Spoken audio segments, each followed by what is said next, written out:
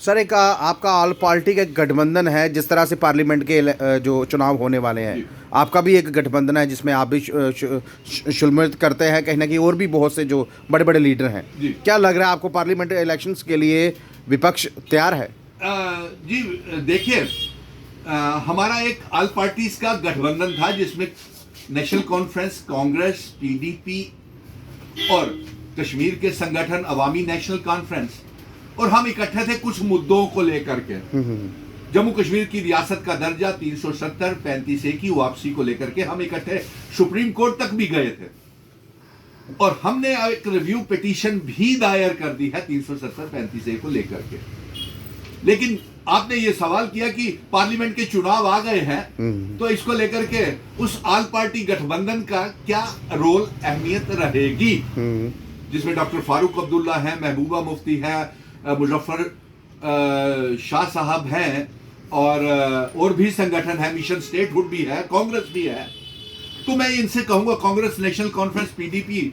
और तमाम इस जो हमारे ऑल पार्टी गठबंधन में जो रहे हैं, जिन्होंने रियासत के लिए जंग लड़ी है, अगर वो इकट्ठे पार्लियामेंट के चुनावों में रहेंगे, अगर वह इकट्ठे असेंबली के चुनावों में रहेंगे, तो हम भारतीय जनता पार्टी को जम्मू कश्मीर में लखनपुर के अंदर नहीं आने देंगे, और यहां तक कि लखनपुर से बाहर निकाल देंगे। और अगर हम ये तमाम ये गठबंधन इकट्ठे रहे जम्मू कश्मीर में,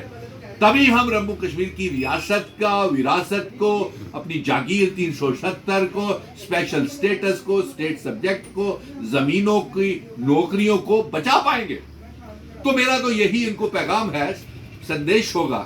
कि तमाम नेता हम इकट्ठे यहां के रियासत के दर्जे की जंग लड़ी, यहां पे 50 लाख जो वोटर जम्मू कश्मीर में घुसाने की बात कर रहे थे, हमारी डेमोग्राफी बदलने की जो बात कर रहे थे, चुनाव आयोग के पास भी हम गए और तमाम मेंबर पार्लियामेंट और तमाम मुल्क के पॉलिटिकल नेताओं से मिले। तो हमने बहुत संघर्ष किया मिशन स्टेटहुड ने, और वो हमारा ही इनिशिएटिव था कि मैंने कहा था कि मैं 1 करोड़ 30 लाख आवाम जम्मू और कश्मीर की इकट्ठे बिठाऊंगा, और यही नहीं, तमाम पॉलिटिकल पार्टीज को भी इकट्ठे बिठाऊंगा। और अब तो आज तो मैंने ऐलान कर दिया कि 370 35A इल्हाक की शर्तें, इंस्ट्रूमेंट ऑफ असेशन, महाराजा हरि सिंह जी ने जिन शर्तों के ऊपर जम्मू कश्मीर, लद्दाख, पीओके, गिलगित बल्टिस्तान का इल्हाक किया था, वो हमारा चुनावी मुद्दा रहेगा। और इस खूबसूरत रियासत जो थी हमारी जम्मू कश्मीर, जिसका कभी प्रधानमंत्री हुआ करता था, सदरे रियासत हुआ करता था, हम असेशन का दिन मनाते हैं। अगर असेशन का दिन मनाते हैं तो वो शर्तें कहाँ है भारतीय जनता पार्टी को, ये बताना चाहिए, इसका जवाब देना चाहिए। जो जम्मू कश्मीर के डोगरा होने का जो इनके मेंबर पार्लियामेंट दावा करते हैं, जो 25 विधायक थे, आप बताइए कि महाराजा हरि सिंह जी की मान और सम्मान की पगड़ी और उनके बनाए हुए कानूनों को आपने कितना उनको, इस डोगरा रियासत को बचाने के लिए आपका क्या योगदान। तो इसलिए मैं तमाम पॉलिटिकल पार्टी, जो ऑल पार्टी, जो आपने पत्रकार मित्रों ने ये सब सवाल खड़ा किया है, मैं उनसे यही कहूंगा कि इकट्ठे रहेंगे तो पार्लियामेंट के चुनाव जीत जाएंगे, इकट्ठे रहेंगे तो असेंबली भी जीत जाएंगे, और इकट्ठे रहेंगे तो रियासत का दर्जा और चुनाव करवाने की हिदायत तो मैं सुप्रीम कोर्ट से जीत कर जंग हम सभी आए हैं। और अब आगे रियासत की विरासत को किस तरीके से बचाया जाए, और अपनी डेमोग्राफी को, इतिहास को किस तरीके से बचाया जाए, अगर हम सभी इकट्ठे होकर के ऑल पार्टीज वाले रहेंगे तो जीतेंगे, रियासत भी बचेगी और जम्मू कश्मीर का इतिहास भी बचेगा। यही पैगाम मैं आपके पत्रकार मित्रों, आपके इस सवाल के जवाब में दूंगा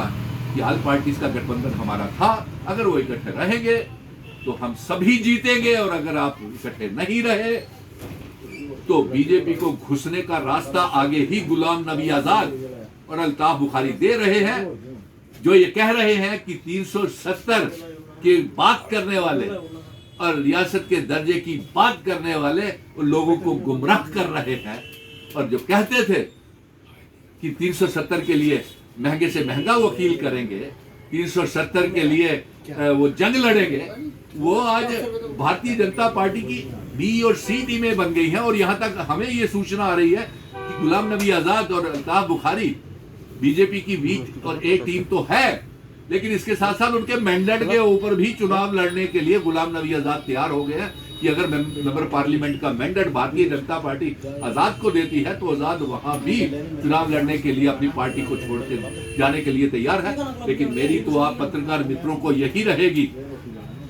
पैगाम है कि अगर ये सारे हम इकट्ठे रहे तो दुनिया की कोई ताकत असेंबली में हमें हरा नहीं सकती है। और ये वादा है हमारा कि जब चुनी हुई सरकार होगी, हमारी रियासत का दर्जा और हमारी स्टेट होगी, तो हम ऑर्डिनेंस पास करेंगे अपनी जमीनों की, नौकरियों की हिफाजत के लिए। और महाराजा हरि सिंह जी की डोगरा रियासत में जो कानून बनाए थे, जिन शर्तों के ऊपर सेशन हुआ था, वो सब हम लागू करेंगे।